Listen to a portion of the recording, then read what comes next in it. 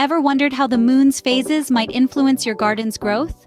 Welcome to the fascinating world of moon gardening, a centuries-old practice that intertwines the rhythm of the lunar cycle with the life cycles of plants. It's a method steeped in tradition and folklore, yet embraced by many modern gardeners today. By syncing their planting with the moon's phases, they believe to enhance the vitality and yield of their plants. Now, you might be asking, how does one garden by the moon? Gardening by the moon is a simple yet fascinating process. The first step is understanding the lunar phases. The moon's journey around the Earth, from new moon to full moon, creates different gravitational and light effects, influencing plant growth.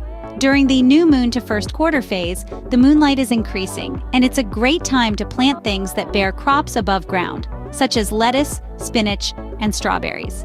As we move from full moon to last quarter, the moonlight decreases and the gravitational pull is high, making it the perfect time to plant root crops or perennials, such as carrots, onions, and potatoes. Remember, these phases are not strict rules, but guidelines to leverage the moon's natural rhythm for your garden. It's a beautiful blend of science and nature, making your gardening journey a fulfilling one. And voila, you're moon gardening. So, why do gardeners swear by this method? Moon gardening can synchronize your planting with nature's rhythms, offering a unique advantage. It could potentially enhance crop yields and bolster plant health, harnessing the moon's natural power. Quite amazing, isn't it? Moon gardening might seem a little out there, but many gardeners swear by its effectiveness.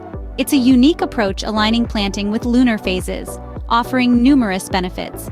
If you enjoyed this video and want to learn more fascinating gardening tips, don't forget to hit the like button and subscribe to our channel. Happy gardening!